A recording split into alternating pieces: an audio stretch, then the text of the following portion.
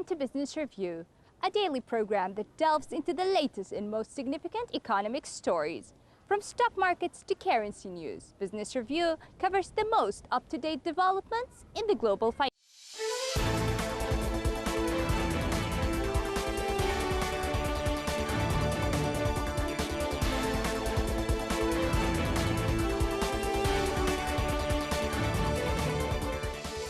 The Deputy Director of the World Trade Organization called for cooperation to achieve a strong, sustained and inclusive recovery from the economic slump caused by the pandemic. Speaking at the opening ceremony of the third China International Import-Export Expo, he said that the world needs more trade than ever as the pandemic has brought an unprecedented impact on the economy. He said the global economic output is set to shrink by 4.4% in 2020, the worst since 1945. But the outlook for trade has improved over the past few months, and economists estimate that volume of global merchandise trade will still shrink by 9%. He also said that the expo helps promote cooperation and creates opportunities, noting that trade is a critical driver of high productivity and imports can provide more access to medical supplies and equipment that can save millions of lives. The World Trade Organization official called on all countries to work together as the world is still struggling to recover from the fallout of COVID-19, stressing that the third expo, the world's first import-themed national-level expo, is widely expected to inject confidence into a sluggish economy. Spain reported a 1.31% rise in unemployed people in October from the previous month as fresh restrictions to contain a second wave of coronavirus infections hobbled the job market. Labour Ministry data showed that registered job seekers increased by 49,558 from September, leaving 3.83 million people out of work, while some 600,000 people are being supported by a government furlough scheme, preventing a steeper rise in jobless figures. Hit harder than most by the pandemic, Spain imposed a tough lockdown from March to June, triggering Europe's worst economic crash. Third quarter GDP data released last week showed the economy was still 8.7% smaller than a year ago. Despite the uptick in unemployment, Spain added 113,974 jobs in October, marking the sixth straight month of job creation, data from the Social Security Ministry showed. Increased hiring in the public sector drove the job creation, while some 85,000 jobs in the hospitality sector were wiped out. In total, more than half the jobs destroyed during the pandemic's April peak have now been recovered, but many still struggle to find work. Labour Minister Yolanda Diaz stressed the latest data were in line with a historical trend, as unemployment has risen in October for the past 25 years. Still, there were 648,348 more unemployed people in Spain in October than in the same month in 2019. The General Manager of the European Union Chamber of Commerce in China, Francine Hagistidou, said the foreign companies may benefit from the increase of domestic consumption driven by China's 14th five-year plan. The fifth plenary session of the 19th Central Committee of the Communist Party in China took place in October and proposed major social and economic development. Hagistidou said that China's future planning process may differ from the typical European model of determining governments through democratic elections. The country's cycle of five-year plans has proven to work.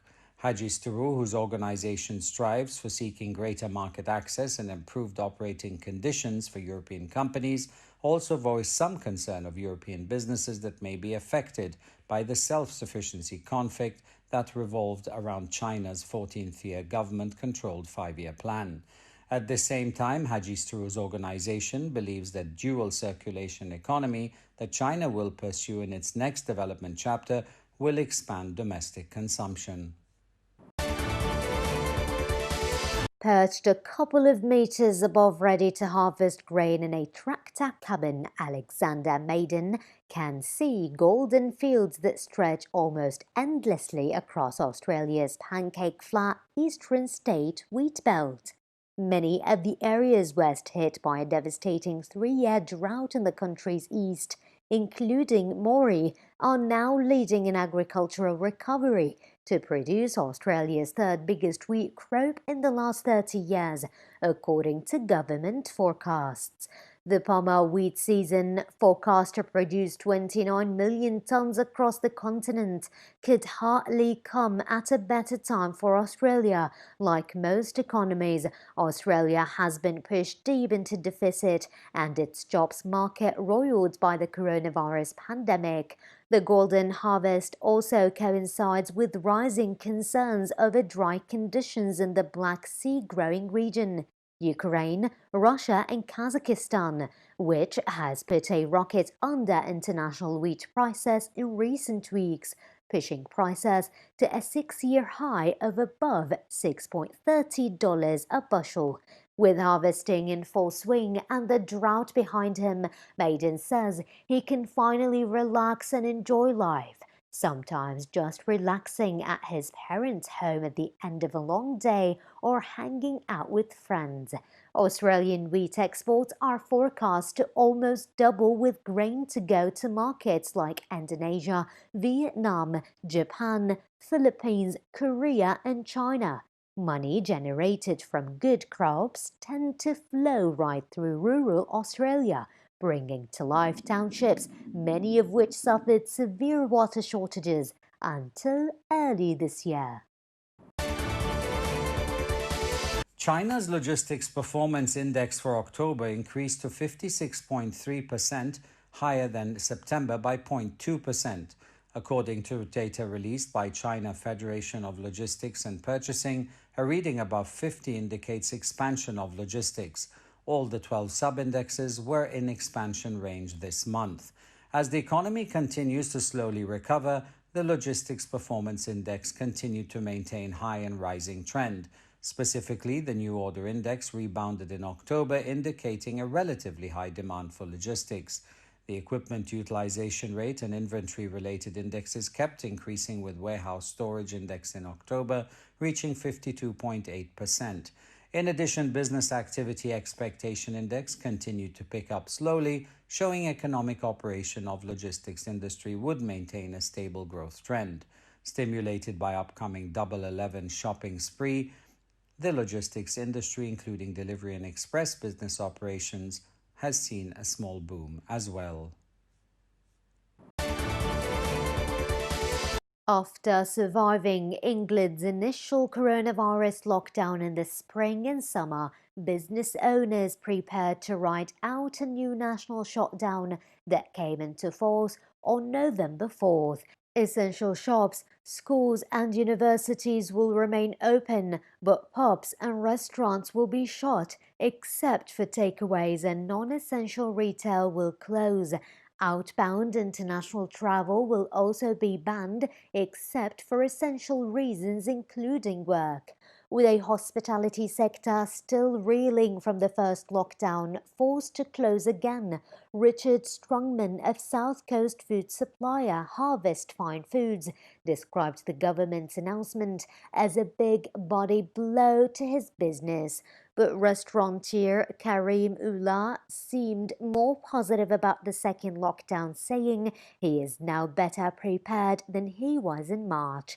Ullah's Bournemouth restaurant, located near Stansted Airport on the northeast outskirts of London, readjusted to a takeaway and delivery-only format while it's unable to host diners. Despite repeatedly rejecting calls last month for a new national lockdown, British Prime Minister Boris Johnson U-turned on October 31st, announcing the new restrictions in England would last until December 2nd. Unlike the first lockdown in late March and April, schools will stay open for all pupils. Self-employed workers will now receive government support equivalent to 80% of their pre-crisis profits, up from 40% previously, while employees who are put on furlough will receive 80% of their wages, up from 67% under more recent plans to scale back support.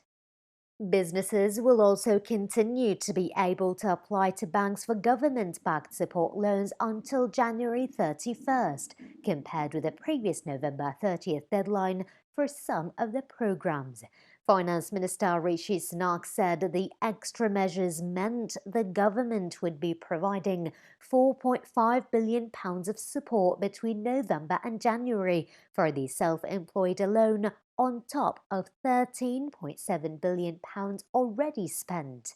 Britain's budget deficit this financial year is forecast to swell to its highest since World War II, at around 20% of GDP, or £400 billion. Paul Johnson, the director of the Institute for Fiscal Studies, said the amount the government had spent on economic support packages was already around £200 billion and would increase significantly if the lockdown is extended beyond December and into 2021.